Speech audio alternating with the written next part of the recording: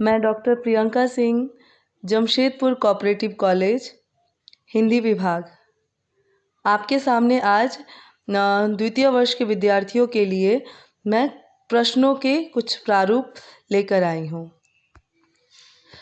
पिछले इस वीडियो में हमने कुछ वस्तुनिष्ठ प्रश्न के एग्जाम्पल्स देखे थे कि वस्तुनिष्ठ प्रश्न किस रूप में हो सकते हैं। हालांकि वो अधूरा ही था, उसमें और एग्जाम्पल्स मुझे अगले वीडियो में मैं डालूंगी। इसमें दीर्घ उत्तरीय प्रश्न और संक्षिप्त टिप्पणी मूलक प्रश्न लेके आई हूँ। दीर्घ उत्तरीय प्रश्न जो लंबे प्रश्न हैं, इनको लिखने के क्रम में एक बात ध्यान रखिएगा, अगर किसी संस्कृत का कोई कोटेशन पद याद अगर आपको नहीं है तो ज़रूरी नहीं है कि आप उस कोटेशन को लिखें। आप उसके भाव को भी लिख सकते हैं। उसके भाव को अपने शब्दों में करके उसके भाव को उस विद्वान के नाम के साथ लिख सकते हैं। लेकिन गलत कोटेशन, गलत पंक्तियाँ मत लिखिएगा, उससे नंबर कट जाते हैं।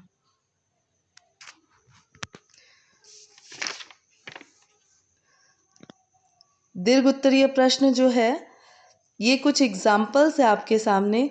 भाषा परिवर्तित होकर भी आ सकती है, कुछ अलग तरीके से भी घुमा फिरा के भी सवाल पूछे जा सकते हैं।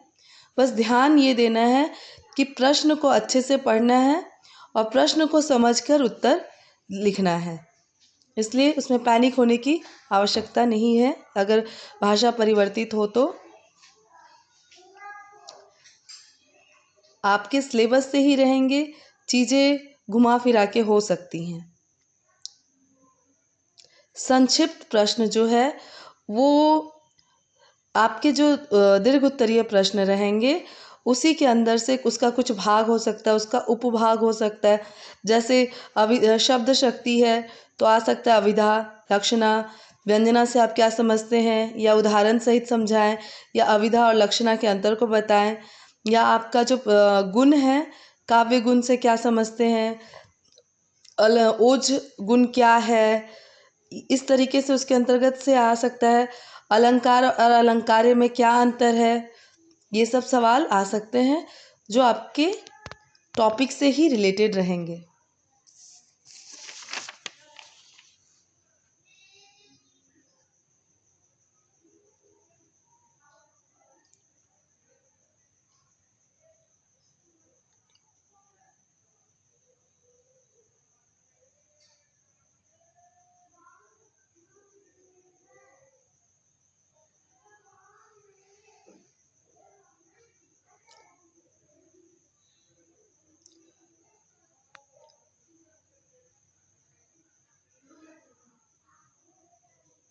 अगले वीडियो में कुछ और प्रश्नों के साथ मैं आऊँगी, लेकिन ज़रूरी नहीं है कि मैं सारे प्रश्न आपको बता ही पाऊँ।